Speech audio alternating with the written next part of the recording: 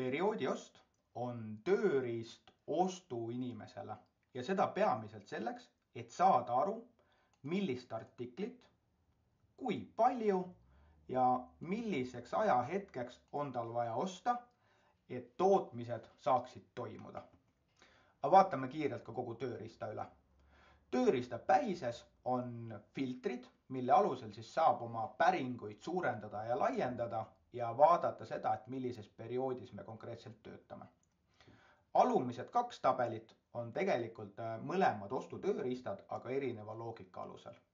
Ülemine tööriist töötab laopõhise ostu põhimõttel. Ehk meil on alati laos materjalid olemas. Kui me käivitame tootmisi, siis me võtame laost materjali. Konkreetne näide, meil on vaja 6 kartongi osta 128 ühikut. Kus see tuleb? Võtame tootmistellimused, liidame sinna juurde miinimum laokoguse ja lahutame maha laos olevad ühikud ja saame kätte, et meil on vaja osta 128 ühikut materjali. Ja nädalaks täna, kuna tegemist ei ole perioodiga seotud. Kui meil on aga tegelikult perioodi või siis tellimuse põhine ost, siis meil muutub tihti oluliseks see, et erinevad tellimused peavad valmima erinevatel nädalatel.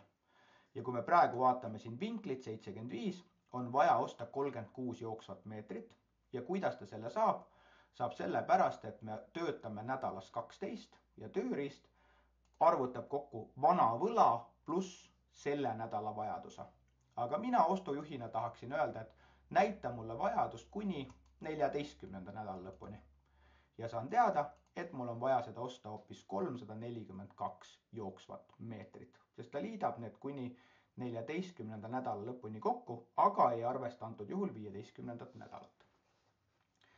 Mis me siit veel näeme? Näeme samamoodi seda, et kui palju meil konkreetset materjali on laos, kui palju on mingisugust materjali juba ostutellimustel ehk et meie poolt tulemas.